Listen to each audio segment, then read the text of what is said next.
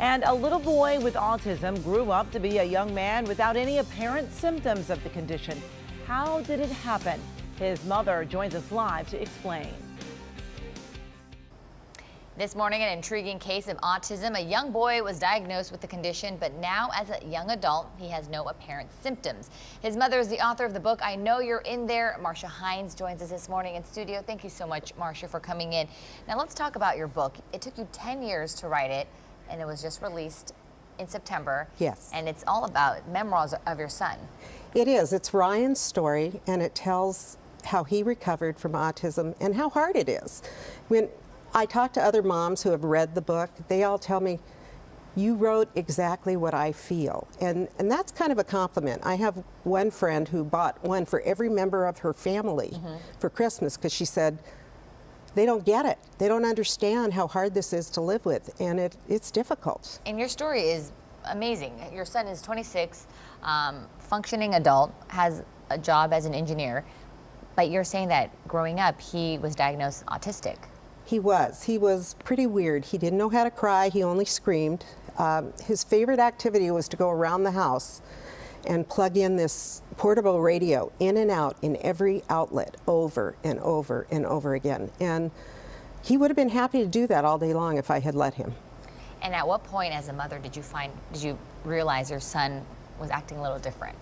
Well, we all kind of go through a similar story where we're really in denial and we don't want to admit there's anything wrong with our kids, and we give out every excuse in the book. Oh my gosh, he must be brilliant, because you can tell these kids are very intelligent, and even though they can't communicate doesn't mean they're not smart. And when you speak to them, they don't answer you, they don't respond, and they don't act like they're hearing you. The first place I took him was to a hearing doctor.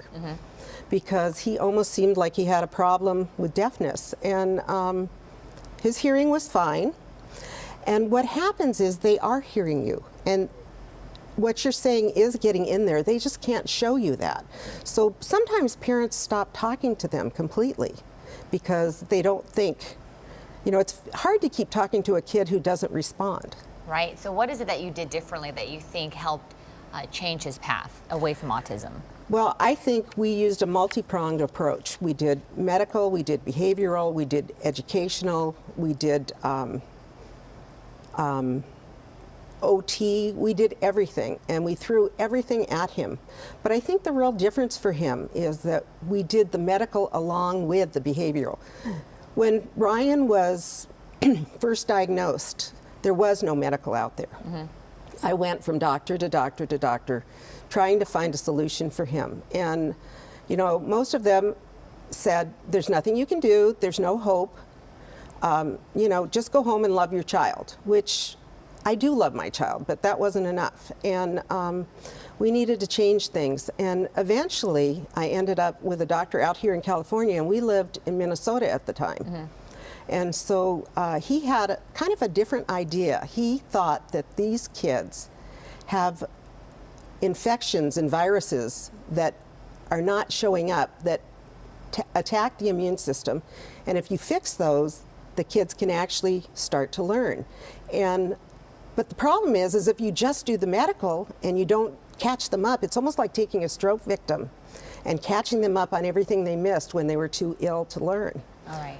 So if you don't do that piece, they're not okay either. So you have to put everything together. And I want the doctors and the parents to know kids can get better and kids can recover. Because if they know that, they're not going to give up. Because this is the hardest thing I've ever done. So what's your advice to parents who just recently found out their child has been diagnosed with autism? Well, the hardest part is to find a good doctor, because there aren't that many out there who do this. That's the first thing you need to do. You need to find a doctor who treats this medically. And if you go to your regular pediatrician, he's probably going to look at you like you're a little bit crazy and think you don't know what you're talking about, because he doesn't know about this. And that's where my book is really important, because if you read what we went through, you'll see exactly what we did and how we did it and how we helped Ryan. And this was the hardest thing I've ever done. But the one thing that I did right I made a lot of mistakes along the way. You know, as parents, we'll try all kinds of crazy things because we don't know what to do, and there isn't help for us out there. But the one thing I did right was to keep going and to never give up, no matter how hard the experts and my son tried to make me. Okay, very good advice, Marcia. So we need to read your book, and your book is available. Once again, it's called I Know You're In There. It's being sold online, and we have a link to the web on our website, that is, on KCAL9.com. Click links and numbers.